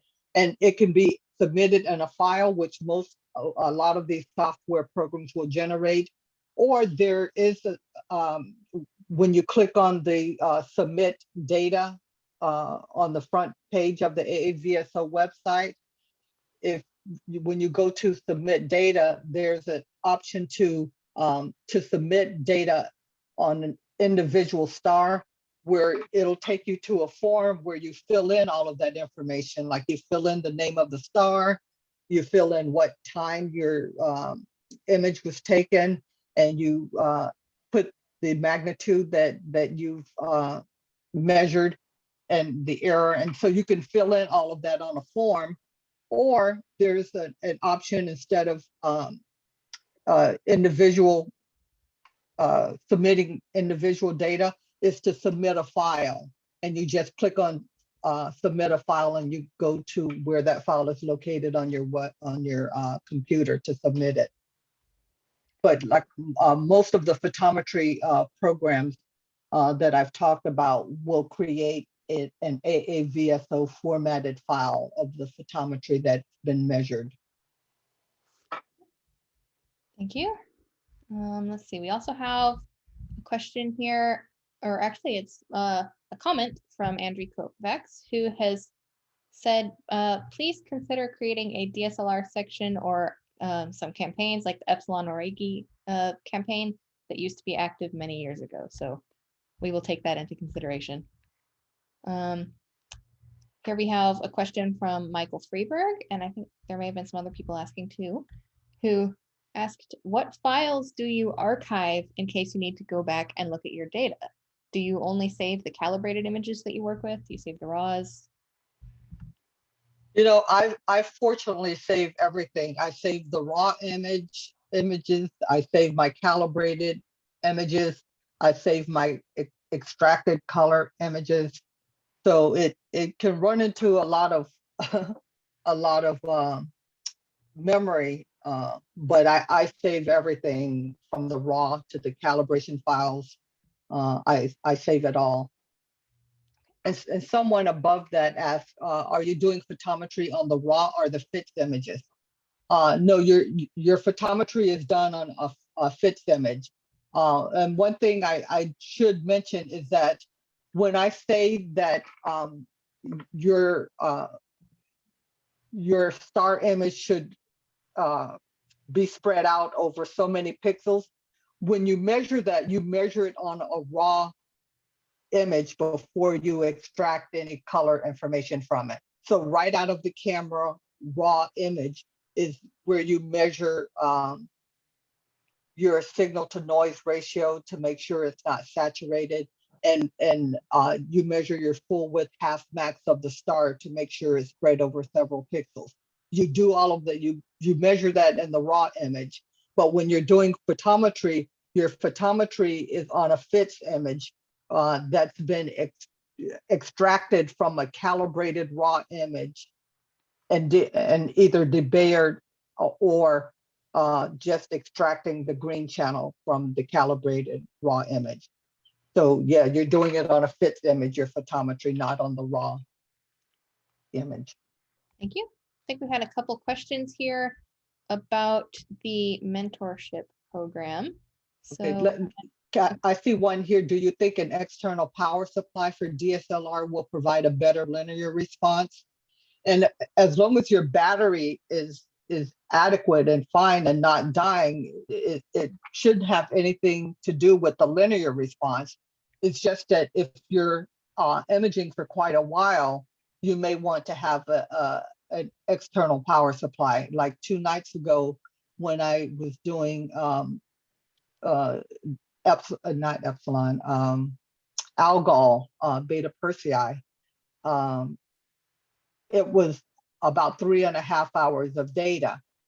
So that I wasn't relying just on my battery. I had an AC adapter for the DSLR photometry and doing that. But usually I just use a battery, because if I'm only just doing a few images, I just use the battery of the camera. And it's not going to change the linear response whether I use an external power supply or the battery of the camera. Okay, thank you. Our next question is from Edward Rill, who has said that he's interested in occultations and would like to know if the Mentor program is only for variable stars, or if he can turn to that to learn about how to record eclipses and occultations. I think it's mainly for variable stars. I have done occultations. I haven't done one in a few years. One organization I would recommend turning to for that would be IOTA, International Occultation organization. You can get mentoring through there, but I don't think AAVSO has any mentoring for that. Thank you. We had one other question about the mentorship program, which was someone asking about if they can come to the AAVSO mentorship program to find a mentor for their PhD. That you will have to consult the head of the mentoring program for that. That I'm not sure. Thank you. All right, so back to some technical questions. William Denio has asked, after collecting the images, what's your workflow for the post-processing and analysis? And I think that was sort of the presentation. So if you would like to just summarize real quick, the recording will be available later for review. Okay, so after I collect my images and I review them to make sure that they're not saturated and that there's a good signal to noise, I calibrate my image with dark, flat, and biased frames. After I calibrate them, then what I'm doing now is I'm doing a bilinear demosaicing of the calibrated images. And after they're debayered, I'm taking that color image and I'm splitting the channels into red, green, and blue. And I'm taking the green images and I'm doing photometry on those. Thank you. We have a question here from Dino Gersink. I'm sorry, I'm not if I mispronounced that. Who would like to know how big of an aperture radius would you recommend that you use when you're measuring the instrumental magnitude? It depends on the size of your star. Usually, the recommendation is, and if you go over the AAVSO CCD manual, it has it there also, to use a measuring aperture of about at least 1.5 times your pixel diameter, radius actually of your variable star and your comp stars. So you want to choose an aperture that's about 1.5 times the size of your variable star. Thank you. Let's see, that one's already been answered. So someone asked about what's 1, 2, 3, and 4 in Maxim. And I mentioned that you have to determine that for your camera. Like for my camera, the green channel is 2 and 3, red is 1, and blue is 4. So you have to find out the Bayer pattern of your camera to determine what's 1, 2, 3, and 4 in Maxim. Thank you. Next question is from Gregory Wandless, who has asked, can you use more than one comp star, and does doing so improve the results? Yes and yes. Sometimes you're limited to just 1 or 2 comp stars because that's all there is in your field. And you can't, for comp stars, you can't just look at a planetarium program and pick out all the stars around your variable field and say, I'll use these because my planetarium program says that this is the magnitude of that star, this is the magnitude of that star. For every variable star field, AAVSO has selected stars that are adequate for comparison stars for that field of view. Like in my slides, I pulled up, I had a chart for Delta Cephei. So what you would do is on the front page of AAVSO under resources, under pick a star, you would type in the name of the star you're interested in, and then you would click on create a finder chart. And on the finder chart page, it gives you you put in the name of the star, and you put in how big of a field of view that you want. Like for my 80mm refractor and my Canon 40D, I usually use a 2.5 degree field of view because it's somewhere around that. So I put in 150-minute field of view for 2.5 degrees. And then it asks you for a magnitude limit. And so like if I'm doing Betelgeuse, you want your comp stars to try to be within 2 or 3 magnitudes of your variable stars. And that's why you need such a large field of view for bright variable stars, because you have to find bright comp stars to measure. And so you put in the field of view that you want, and you put in the magnitude limit. So like for our core board that right now about 6.5 magnitude, I'll put in a magnitude limit of about 8 or 9. And then it'll print up a chart of that field of view and all the comp stars that are up to that magnitude limit that's surrounding your variable stars. Okay, thank you. So we have a question here from Robert Crumrine, who has said that you mentioned stacking 3 images for each observation of delta Cephi. And when you are following a rapidly changing variable, such as an eclipsing binary, how many images should you stack per observation? Well, one, I did not stack the images for delta Cephi. I took 3 images and I extracted the green channel from each of those 3 images, and I measured the photometry from each image. I did photometry on each image. So at the end, when I measured the photometry, I had photometry of, I had an estimated magnitude from image 1, an estimated magnitude from image 2, and an estimated magnitude from image 3. And then I averaged those 3 magnitudes to come up with an average magnitude for delta Cephi. So with eclipsing binaries, you're doing several hours of a light curve and it's rapidly changing. Those are times you don't want to stack images. You want to take an individual image and you measure each of those images. But for the delta Cephi example that I talked about, I didn't stack the image. I measured 3 different images and then averaged the result. And then I reported my error as the standard deviation of those 3 magnitudes. Thank you.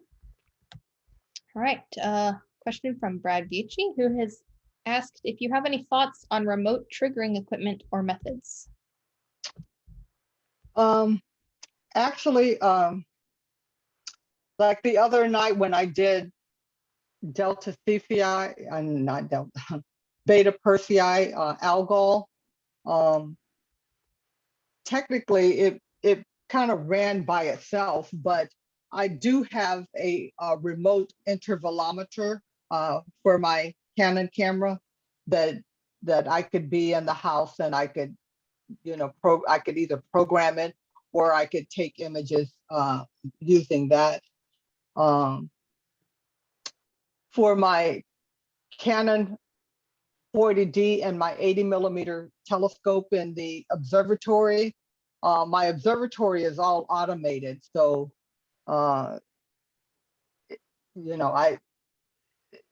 it's basically, I control everything from inside the house, and it's all automated. So. Thank you. All right. Like we have a few more technical questions left. One was someone asking if you have a preference between APS-C or full frame size sensors. I use a cropped filter. It doesn't matter actually. So whether you use a cropped or full frame filter. Okay. Thank you.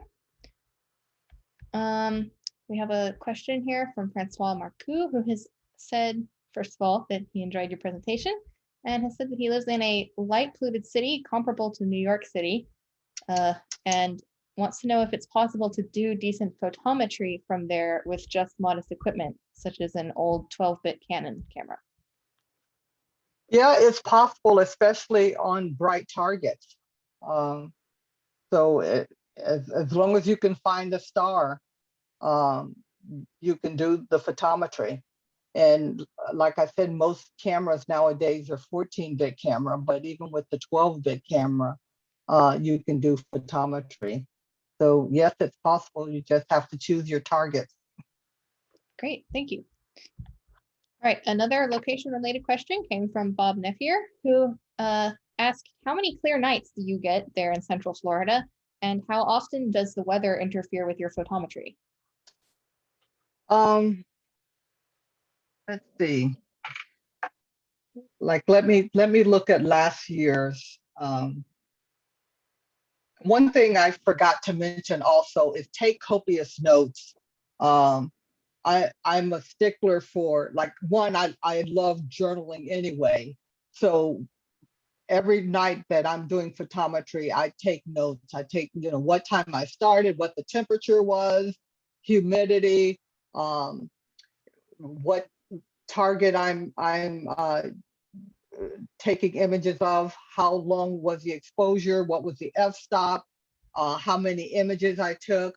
So you can't take enough notes. So keep good notes when you're doing photometry, because also it's easy for me to go back and say, okay, when I did that target last month, it looked about the same magnitude. So I used an exposure of 20 seconds and an f-stop of this, so that you're not inventing the wheel every time you go out. Take notes and refer back to your notes to see what you did, so that you don't have to do the same thing every night. That's very Let's good. see. Like, let me look at my log for 20. Like for 2018, I had 118 nights of data. You know, at least it was good weather nights. There are times I may not have collected data because I wasn't feeling well, but out of a year, I collected data on 118 nights. Wow. So at least one third of the year, I had good enough data to do photometry. Excellent, thank you. Okay, so we have a question here from David Marshall, who has asked, in the scenario where a 10-second exposure is too long and will cause the star to saturate, would stacking some shorter exposures be a workaround that would eliminate scintillation? Yes, I mentioned that, like for Betelgeuse, when it was too bright for 10 seconds, and even going to a lower ISO level and a higher f-stop, and 10 seconds was still saturating the star, I would go to like 5 seconds. And then I would take about 1 minute of 5-second exposures and stack them. And then that would take care of the problem of scintillation. Thank you. Gerd Can, Mossman? Yes? Yeah, I was just looking at that one from Gerd. Yes. Is it necessary to change time to heliocentric time when I transmit data? No, usually when you transmit data, they ask for the Julian date. So rarely do I use heliocentric Julian date, but usually you're using the Julian date when you're transmitting your data. Okay, thank you. Okay, looks like a technical question just came in from Alva Couch, who asked, does a 6-megapixel Cmos camera have enough resolution to do photometry?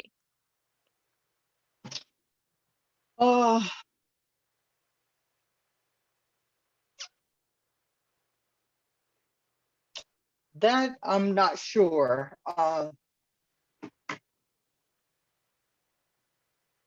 That I actually I'm not sure. It depends on how big of a field of view that's giving you. I mean, that I really can't answer. Okay. Thanks anyway. But I could imagine that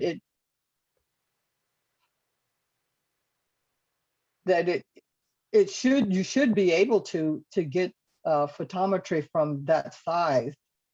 I don't see why not. So someone asked about the spreadsheet that you can use to transform. And it's somewhere on the AAVSO website. And let me see if I could find where it is. It's probably on the same page as the DSLR manual. When you find the manual, the spreadsheet is probably on that same page. Perhaps we could include a link to that when we send out the email with your slides in it. Yeah, because not only on that particular page, not only does it give you the DSLR manual, but I think the spreadsheet is on that page.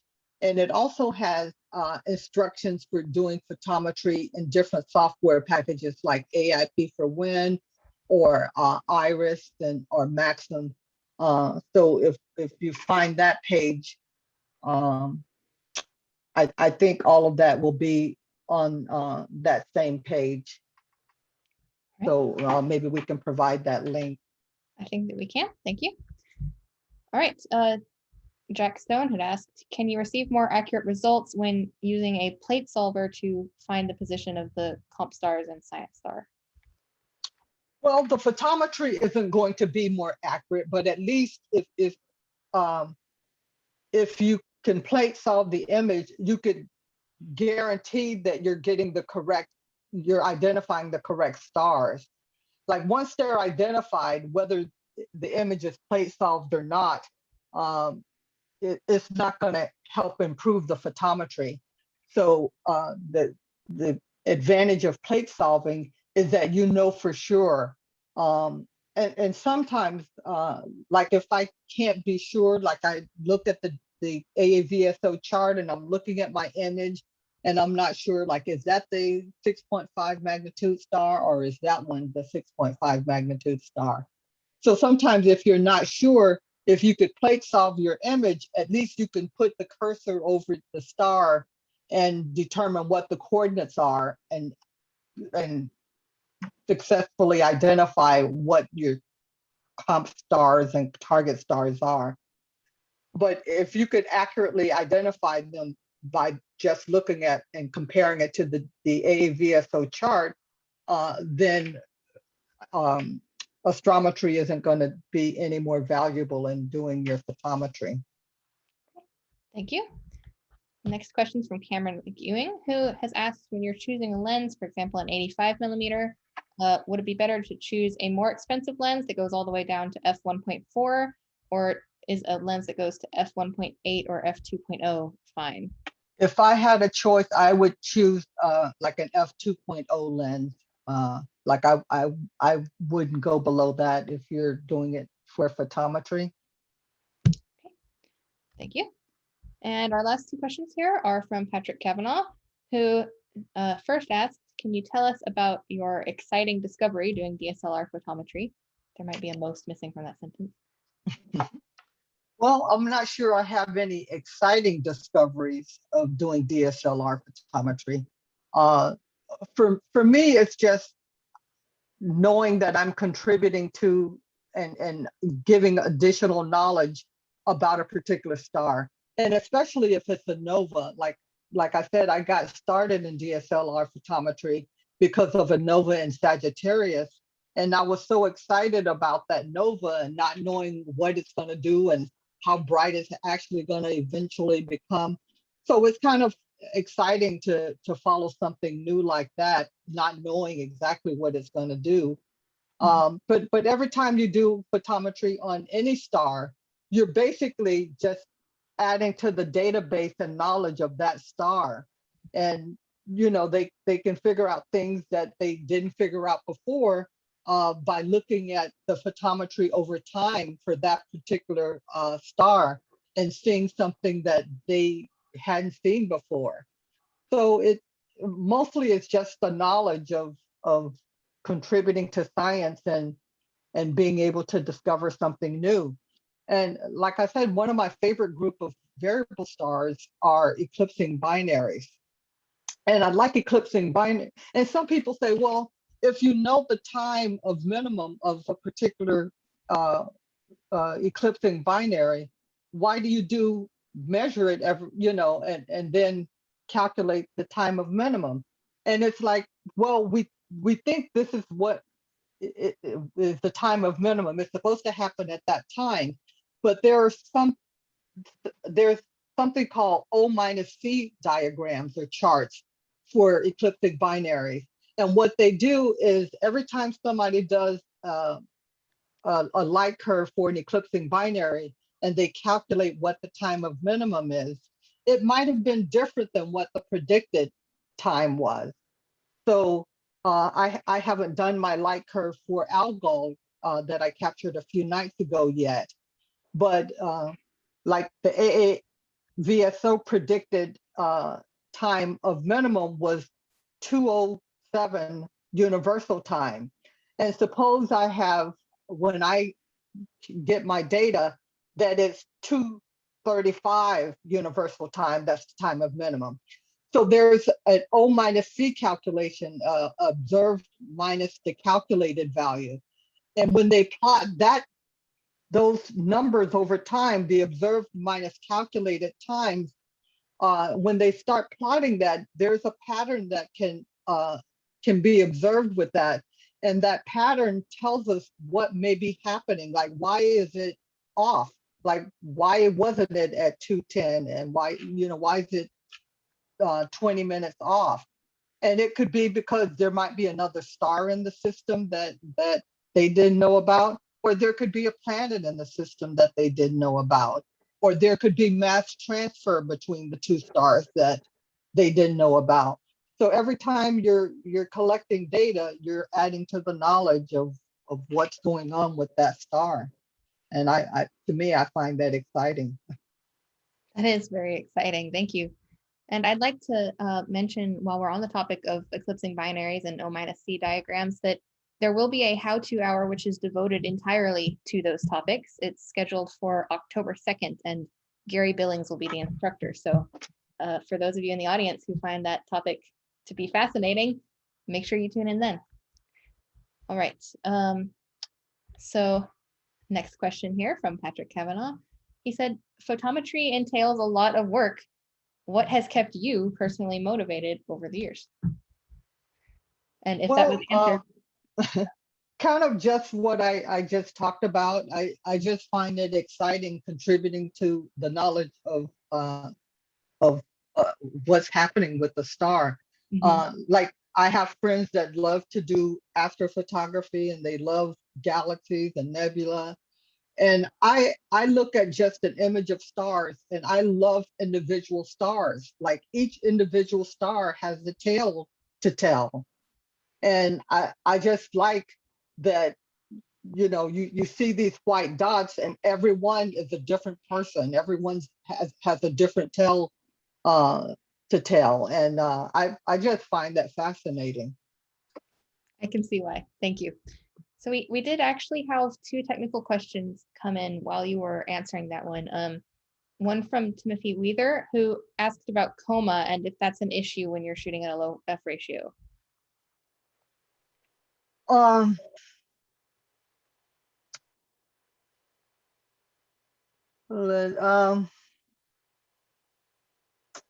Theoretically, it should not be. Yeah, it really should not be if there's not a huge amount of it. Thank you. And another question came in from Wayne Clark, who asked if a Skylight filter will affect the photometric accuracy. You really, for DSLR photometry, you really shouldn't use any other filters. because it will affect photometry. Ideally, you should just use the filters that are there on the camera, like there's IR blocking filters and just the color filter array. You really shouldn't add any other filters to the system because theoretically it can affect the photometry. That makes sense. All right, thank you. And that was the last of the questions that have come in. Now, we do have two outstanding here that you will see from Thomas Erzinger and Patrick Kavanaugh saying, thank you for an excellent presentation. You're very good at this and extremely easy to follow. I have to second that, and I know that there will be a lot of other attendees who agree because those kinds of comments have been coming in a flood during our Q&A. And I would like to say just thank you so much for sharing your time and knowledge with us today. This was a fantastic session. Well, as you can tell, I love doing this. It's basically been like a new career for me. I had to stop medicine because of a heart condition. And as much as I loved medicine and how hard it was for me to stop practicing, like they say, when one door closes, another one opens. So even though I can't do medicine anymore, it basically has given me a whole career in doing astronomy and photometry. Because like with my CCD photometry, I do a lot of alert notices and I do a lot of campaigns. So if your work is good enough, you're contributing data for these professional astronomers. And I have been involved with many publications, and so your name goes on the publication because they've used your data. So I actually have more astronomy publications than I have medical publications. Wow.